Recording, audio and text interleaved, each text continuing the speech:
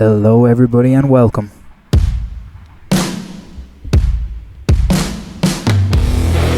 Welcome back to the podcast. My name is Tim Speed.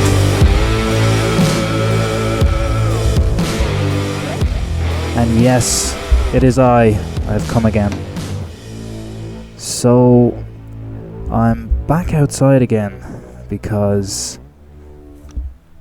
I was staying in a hostel the last couple of days, and I could have recorded the podcast one of those days because nobody was in the room with me in the hostel, believe it or not, in a 6-bed hostel for like 2 nights. And then last night there was a guy, a little Algerian fellow. So he was good crack. So yeah, I'm back outside because I said I'd treat myself to a hotel today and tonight, and get 1 or 2 bits done. And of course, as luck would have it, some guy, and I think his girlfriend, hope that wind isn't too bad at the moment. I am outside, yes, but it's a lovely day. But I was planning on doing the podcast inside. Yeah, there's just some kids behind me now. We can just wait till they go. Okay, and they're already gone, so that's good. So yeah, there's the odd bird that's very loud. So if we encounter problems with the bird, we might have to pause, but it should be okay. But yeah, there was a guy in the room next to me, and obviously the walls probably aren't very good in this place, and he was just hacking more than I've ever heard anybody hack before. And if you don't know what hacking is basically going like, and hacking up phlegm or whatever. And I don't know what he was doing. He was doing it every flipping 30 seconds he was. So it was driving me mad. So I said, you know what? And I wanted to get the podcast done and go outside. And then I was like, you know what? I might just go outside. There's a very small dog coming up behind me here. Very, very small dog. So I guess we'll move on to the F1 news because this is the old F1 podcast. Yeah, so just when I was on the way to the park, actually, beautiful day, lovely sunny day, and grand park as well, lovely and big, and seen a Ferrari on the way. Ferrari literally drove outside the park there about maybe 7 or 8 minutes ago, and it was epic. Couldn't tell you what one it was because it's been a while since I've moped zooming by there. I couldn't tell you what it was because it's been so long since I've really paid attention to kind of road cars and stuff like that and been into cars. So I've decided that I'm going to go to Spa, the racetrack, in 3 weeks' time, and I'm going to just go there and camp for the weekend in the camping zone and hopefully get a bit of video content or whatever.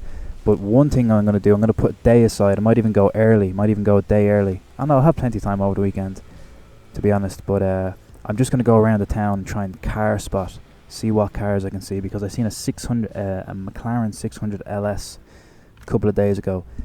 And if you like cars, or if you don't really know about cars, look up a McLaren 600 LS. It's just the most dramatic looking sports car, supercar, hypercar. It's a hypercar. It's insane. It's crazy speeds, faster than a Formula 1 car, believe it or not, in a lot of ways. I'm not sure if it will beat it around the track, but massive top speed and massive cornering speeds. So yeah, that's the plan. More on that later anyway. But so how's the form with everybody? I'm pretty good. I am pretty good. Looking forward to that. And of course, Zandvoort as well is the race after Spa, so I'll be able to kind of go to those 2 races. I won't be able to go to the race because the Zandvoort ones are like completely sold out. You can get tickets to go on Saturday, but like that wouldn't be any crack. But anyway, it's just going to be good fun to be in the area. There's going to be an unbelievable buzz. I'm sure there'll be fan zones. I'll look into that a bit more, but I'm sure there will be fan zones, hopefully. And if not, I'll just sit in the pub and drink a beer and watch it. But hopefully, I also would like to stream, so to do a commentary stream for that race. because it's probably going to be insane. Hopefully it's going to be insane. I mean, the track looks insane in terms of the curves and what's the word that I'm trying to think of? The concave of the corner is definitely not the right word, but you know, concave corners that are kind of up. They're like bowls, basically. There's a couple of bowled corners and there's a couple of slingshot corners, you might refer to them as. Corners where you kind of just hold the car in a certain speed, you're kind of freewheeling, and then you come out the other side, and because there's a slight bank on the corner, the car sticks to the track more and just fires out the other side. And then there's a couple of corners on that track that are like that, so going to be really exciting stuff for sure. So big news in the racing world, I suppose, overall, is the recent Spa crash again. Spa, the Eau Rouge corner there. So essentially, the Eau Rouge corner is not exactly a slingshot corner. It's kind of the opposite. It's funny now that I mentioned slingshot because it leads on nicely, but I wasn't planning on that. But so this corner is the opposite. So it's like a corner where you're going straight, and then you're going up to the right, and then there's a slight curve in that up to the right. It's kind of like straight and up to the right. It's kind of like an S kind of bend almost. And then it goes left, and you go up a hill and over a hill then onto the straight. So you have a lot of downforce for a couple of moments, and then after that you have a lot less downforce. And F1 cars used to be able to take flat out. I'm pretty sure they can still, but like it's really, really ballsy to be able to do it. Like in a race, if you're comfortably leading or you're in a decent car, you don't really have to push it there, and a lot of drivers aren't pushing it there recently because obviously of the tragic crash, the fatal crash that Antoine Hubert was involved in, where it was in an F2 race and he died. Now, oh, that's a big old bike in the background, sorry about that. But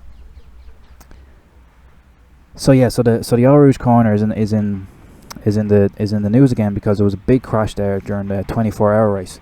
Similar enough circumstances, a car lost it before the top of the hill, ended up being stationary on the top of the hill, on the top of the corner, and obviously other cars coming up completely blind, can't see it, they're going flat out, you know, they can't see up over the corner. They're driving up at an angle to the right at 200 miles an hour or so. No, it wouldn't be 200 miles an hour, so I take that back. It'd be more, I'd say 160, 170 in an F1 car, maybe like 160, 150 miles an hour in the cars that are racing there at the weekend. So they go up this corner flat out, and there's a car in the way, obviously, and you know, what do you do in that situation? Do you turn? Do you brake? It's obviously it's a very scary situation to be in. It's a very scary situation to be the driver sitting in the car, stationary on the racetrack. You've already had a big accident, you've had a big shunt, you're sitting there like a sitting duck, and that's what happened to Jack Aitken. I'm not sure if it was Jack Aitken actually who I think it was Jack Aitken's car that was stationary, but I could be wrong. But anyway, there was four big hits in that accident, 4 really, really hard hits. There was an engine on fire, it's completely separated from the car, that could have went anywhere. Luckily it landed on top of the tire barrier and it didn't go any further, but it just goes to show that, you know, the close calls that have been lately. And unfortunately for Eau Rouge, and unfortunately for the Spa racetrack management and probably the FIA, they're probably going to have to do something about it, and they face a difficult situation because it's a classic corner, if not one of the, excuse me there, sorry, just taking a sip of a drink, if not one of the most famous corners in motorsport. So how do you approach that? How do you change something that obviously some fans are going to give out about? Some fans are going to say it's just part of racing, but there is a big, I believe, a big kind of paranoia, I'd say, or just worry, flat out worry, and stuff like that from most top drivers, if not all of them. Yeah, pretty much all of them. So it'll be interesting to see how that develops before the break is over, because obviously Spa is the next race. So what else about Spa? So the summer break then, because the summer break is ticking along, I suppose. We're not getting through it too quick, but it's it's nice, I suppose, to be in to enjoy the summer, I guess, and obviously the F1 drivers are doing that. So anyway, it's not too long to the next race, but so Toto Wolff said that there'd be some indication, if not a decision made, probably by the end of the summer break. So before the Belgian Grand Prix. Now the Belgian Grand Prix, he could be talking nonsense. He could have said it as a slight off remark, and we could have another situation where the Mercedes contracts talks drag on, and we don't have an answer for a very long time. I mean, that would probably screw and annoy a lot of the fan base, because everybody wants to know about George. Everybody wants for him to get that seat, and nothing's guaranteed. I mean, there has been it is going to be silly season, I suppose, and there probably will be mad moves. And speaking of mad moves, I genuinely think, I know I've spoken a bit bad of Latifi, but thinking about all the possible driver changes that could happen. So yeah, there's 8 seats. There's 8 seats available at the end of the year. Now, one of those seats is in fact Latifi's seat, but you never know.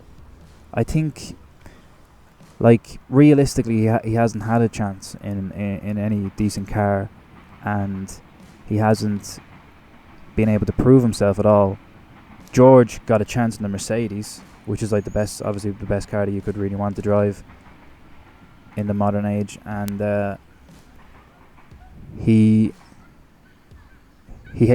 proved himself that he could drive it, at least. And obviously Latifi hadn't gotten that chance, so it'd be mad to see what Latifi could do, I suppose. But in the sense that he did finish well, and he did bring the car home the other week, I suppose that means like he's not terrible, and that given the chance he probably could do really well in a mid-table car. I doubt he'll go mid-table, but I'd say maybe there's a possibility one of the lower teams could take him, because if Kimi Räikkönen or Antonio Giovinazzi leave, Antonio Giovinazzi probably somebody that I've also been slightly hard on. I was looking up his record before F1, and he was actually pretty good, in fairness to him. Obviously, again, he hasn't had the same chance to prove himself in a good car. He's had a terrible car. But Latifi, Giovinazzi, I'd say it's 50-50 between them at the moment who's going to stay in. I'd say one of them will go for sure. But maybe the both of them. Because if you're Alfa Romeo, would you trust Giovinazzi next year and maybe take the likes of Michael Schumacher on? Because Mick Schumacher, believe it or not, and yeah, like, I suppose he is, it's inevitable really that he would be tipped for a Ferrari seat, and he is tipped for a Ferrari seat, and some people are saying he's tipped for a Ferrari seat as early as 2023, which personally I think is madness. I think he should be waiting. He should definitely do, even if it meant going and doing 2 years at Alfa Romeo, and hopefully next year they can get some results and they can have some fire and passion. That would be really good. But I don't think he should go to Ferrari so soon. And Alfa Romeo are in the news in general because they had this guy, I'll get his name up now, can never say his second name. So it's Mahavir, and then it's Raghunathan. And they were also, so Alfa Romeo were testing anyway. They had like, I'm just opening my phone here, like, to get the name of this guy, and my flipping wallpaper is Kimi Räikkönen's car, because Kimi Räikkönen's Alfa Romeo, because I like the team and I think they have a good car. They have a nice looking car and they've got a great lineup. Definitely in Räikkönen, because he's definitely still got it. A lot of kids shouting behind me now. There's about 40 kids behind me, so I might have to pause this just for a couple of minutes until they chill out a bit. Hear that bird as well? All happening now, folks. Okay, guys, I'm back. Sorry about that. I've moved slightly further away from the kids because they're still out. They're having mental crack, to be honest. So hopefully the sound won't be too bad now. But I am sitting directly in the sun, So excuse me if I have to take a drink, because it's literally, I'm boiling here. But I tell you what, I'm getting some tan. I think I'm getting a tan. It looks better when you put sunglasses on and you look at it, because it looks kind of better then. But yeah, so Theo Poucher is the young lad that tested for Alfa Romeo during the week. And to be honest with you, I'm going to say the same thing for him too, because he's very young. You know, he was the youngest F3 champion. He's in F2 now. Definitely needs a little bit more time to cut his teeth, in my opinion. So Mahavir anyway. So yeah, so Alfa Romeo were testing anyway, but this guy Mahavir Raghunathan tested for them during the week as well. And like, I don't know how to describe this guy, but the only way, like, so he was a pay driver, and he had a couple of races there. He drove a couple of races. I'm not even sure if that's the right way to describe it. He turned up on the day, and he managed to get the car around the track a few times, way off the pace, totally out of his depth, absolutely useless, really bad. Took a break for 2 years from motorsport, and apparently, for some reason, unless he's just flexing that how much money he has, that he can hire the Alfa Romeo garage for the weekend or for the day or whatever. I don't know why he's doing it. You know, I don't know why Alfa Romeo even let him do it. So he obviously had to pay them, because I can't see why they would do that for free for Mahavir. He's just a meme lord, and that's the only reason he's really in memory, is because he was so terrible. You know, so Alfa Romeo, it's you wouldn't really know how to predict Alfa Romeos, where they're going to go. I would say that if Ferrari do have an influence in the Alfa Romeo seat, and Mick Schumacher is tipped for the Ferrari seat, surely a year or two cutting his teeth in the Alfa Romeo would be good for him before he goes to the likes of Ferrari, because it just would be. You need to learn, you need to get up to a certain level, a certain sense of comfort in the car, and then be able to go to a top team and obviously push it and try and win races and try and beat the other front runners, and have to go into absolutely flat out situations and really try hard. So he needs that experience, and he needs to learn that experience by being slightly back and fighting more in the midfield and getting practice. You know, that's common sense. You don't send a 17-year-old that's really well. I suppose you probably would send a 17-year-old that's really good at football on in a Premiership match, but it doesn't really happen. It only happens once every blue moon.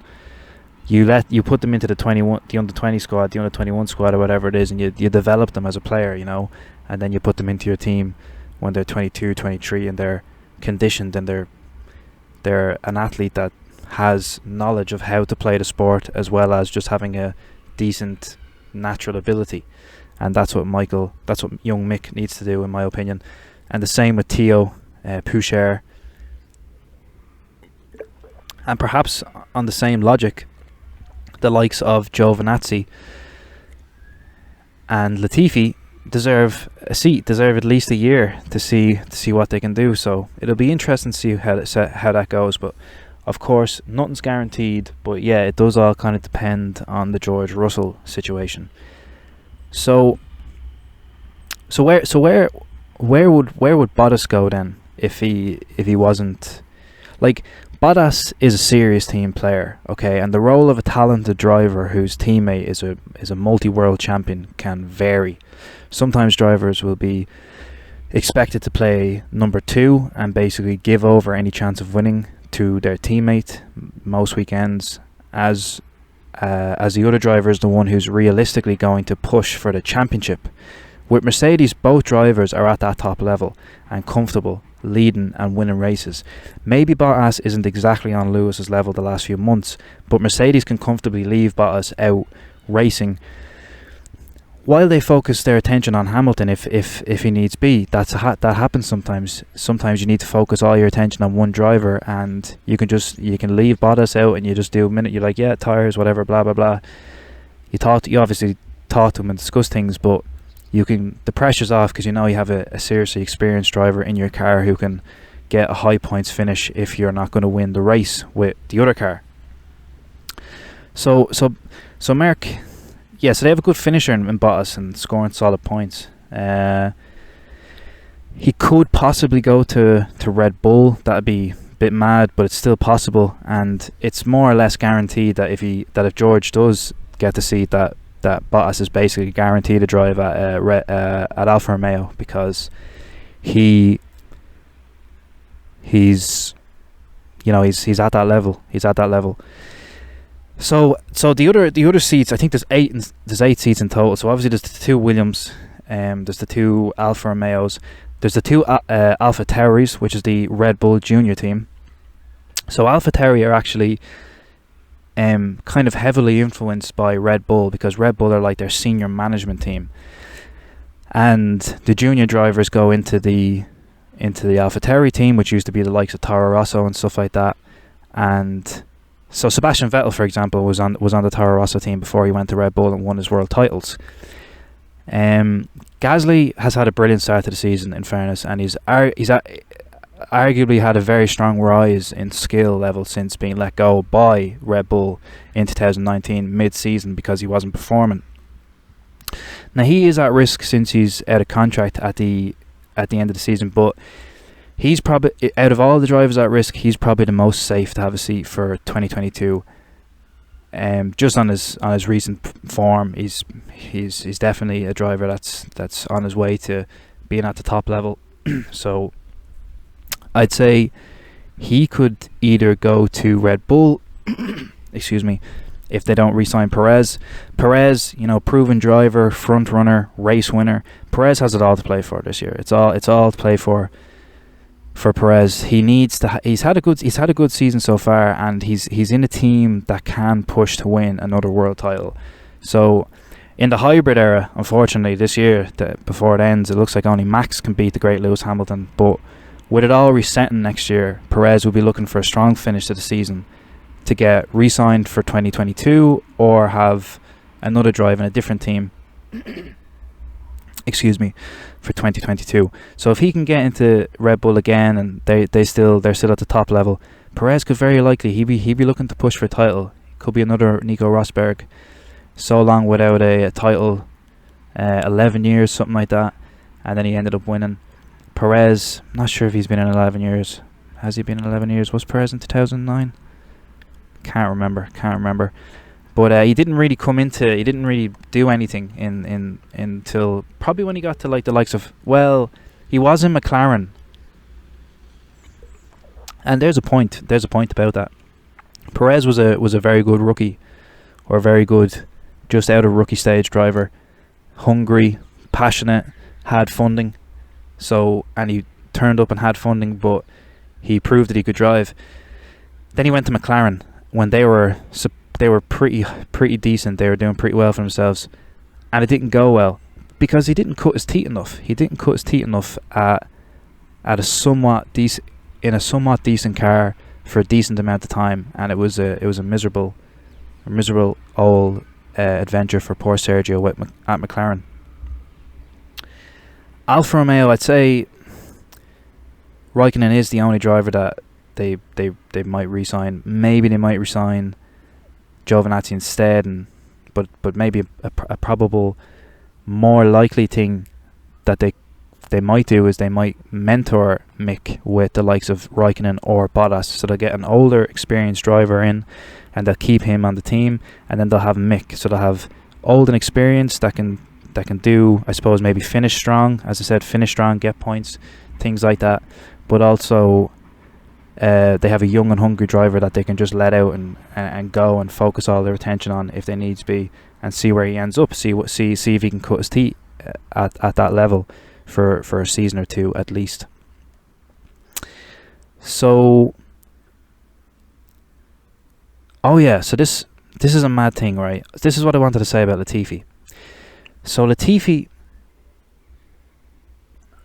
you'll have to stick with me now because this might be slightly, I'll probably tell this in a terrible way. Latifi, so back in 2016, okay, there was a bit of a mad thing happened. Okay, so can't remember. It was 2006. There was a team called Manor Racing, okay, and a team called Sauber, and Sauber were actually Alfa Romeo before they became Alfa Romeo. And Manor you probably never heard of because they weren't very good. And then they had a driver who's probably as equally unknown, Rio Haryanto, who got dropped mid-season because he was awful. And then Esteban Ocon replaced him there, okay, for the end of the season. At the second last race of the season in Brazil in 2016, Ocon in the Manor and a guy called Felipe Nasr that was in the Sauber, the team that Alfa Romeo would become, they were racing on the track, okay, and Nasr overtook Ocon and scored more points than Ocon. The only points that I think they ever scored that year, or that probably Nasr ever scored, and same with Esteban Ocon. If it was him if he did score, I'm not sure if he scored. But anyway, Sauber overtook him and they scored the points, and he got knocked out of the points. So, but this is the mad thing, right? So Sauber overtook Manor in the championship, in the Constructors' Championship, because as we know, there's a Drivers' Championship where the drivers win points and win races. And then there's the teams. So the teams, they get points based on where their drivers finish, and the teams have their competition in the Constructors. And Sauber overtook Manor in the Constructors, so Manor finished dead last, okay, and they didn't win any prize money, so they went bankrupt for the 2017 season. However, Nasr was supposed to drive, believe it or not, for Manor in 2017, so when he was racing them in 2016 and beating them on the track, I suppose indirectly or completely directly, he was beating the team that he was supposed to go to next year, making sure they would finish last in the championship and have no money, and they were bankrupt. So Felipe Nasr, had that glory of scoring points for a team that was struggling at the time, but then he screwed himself because he didn't have a drive for next season. And Latifi's actually done something very similar in theory, because he's got Williams off the bottom rung now. They're in 8th place in the championship, and the teams that are below them are Alfa Romeo and Haas, who Alfa Romeo might score some points. I mean, they might get a 10th, they might get a 9th. God help them what they'll do if they get a 9th, I don't know. But they're not going to score big points, and Williams, to me, look as likely to finish 10th or finish 9th as well. The same with Alfa Romeo. So all in all, I think Williams should be decently safe where they are in 8th place. So they're going to get a good bit of prize money. They're going to get something like 40 or 50 million euro from F1 for not finishing last, for basically getting the biggest cut of the smallest bit of the pie in prize money terms. So Latifi has actually dwarfed the money that he was bringing to Williams, because he's bringing 30 million from his father, but now Williams are actually going to get that big financial boost anyway, and they've got new owners. So coupled with new owners and coupled with that prize money, they're probably not going to need a paid driver, and they might just go with a completely new driver lineup if George Russell goes. So it's very interesting to see what's happening. And obviously Bottas's career and his lawyers or whatever, his solicitors, sitting down with the Mercedes team and sorting out the contract, or sorting out the phasing out of him at the team, because he's not getting re-signed. We might have an answer on that very soon, so that'll be very interesting to see, and it'll just be mental, I suppose, because it's going to be the end of an era. It's going to be at the beginning of a new era with George in the Mercedes seat. And lastly, I just wanted to say that just wanted to have a little look at McLaren, or a Ricciardo, because after I suppose a lackluster few years and not a great start to the season this year, Daniel Ricciardo still placed like 5th in 2020, with probably the worst car he's driven since the start of his career, I think, with HRT or whatever it was. His first year at Renault in 2019, he had a slightly less strong year and only managed, I think, 9th or 8th in the final standings. that was pretty weak because, you know, when he was at Red Bull and for the probably like 5 or 6 years before that, he never finished out of the top 6. And at the moment, he's just nowhere near that yet. At the midpoint of of 2021, he's at 9th with less than half the points of his teammate, you know, Lando. Now, Norris could just be having a particularly strong season, but considering he recently lost a run, I'd say of, I think it was like 15 consecutive races where he finished in the points. He's only been in F1 for 2 years. It's probably more than likely that he's actually just that good, and he's probably getting slightly more out of the McLaren than Daniel, because Daniel's not really suited to the car. He hasn't kind of settled in yet. And Daniel has another year in his contract. Daniel Ricciardo has another year in his contract. So it'll be an experimental year next year. So maybe the car will suit him next year. Or otherwise, like if he has a really bad year this year and he's out of contract at the end of 2022, do you think it could, on the back of a couple of mediocre seasons, I think he might maybe struggle, especially if there's like a couple of new young drivers coming in this season. If the likes of Jack Aitken or Callum Ilott did somehow get into F1, or maybe even Nick De Vries, who we probably should speak about more, someone that hasn't really had a chance and is a very talented driver. So I think if there's that influx of young talent, maybe Ricciardo might possibly struggle to get a seat in 2023, but then again, if you can have in any way a decent season, I'd put my money on him getting re-signed to somebody, because there's a good couple of contracts going out of contract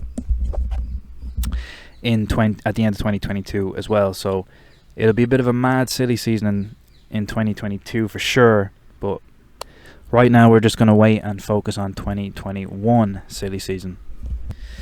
Well, folks, thanks for sticking with me if you did. And there's a bird now singing his song here somewhere. And I've had a lovely day outside, and I know that it probably wasn't the best circumstance to record the podcast, but silly season is coming up, and the summer break, everyone's a bit all over the place, and it's just nice to be out and kind of sitting down and looking over stuff. I often come out to the park and sit down and go on the laptop or read about things in F1, so sometimes I just feel like, I'll get the microphone out now and talk, or I'll get the camera out. That's it for this week, folks. I'm going to talk to you next week. I'm going to be on the Instagram and YouTube before that, so get onto Instagram and Twitter. It's going to be F1 Ireland on both of those, and on YouTube it's F1TV Éire, because that's the channel. Okay, folks, I'm Tim Speed. I'll talk to you in the next one.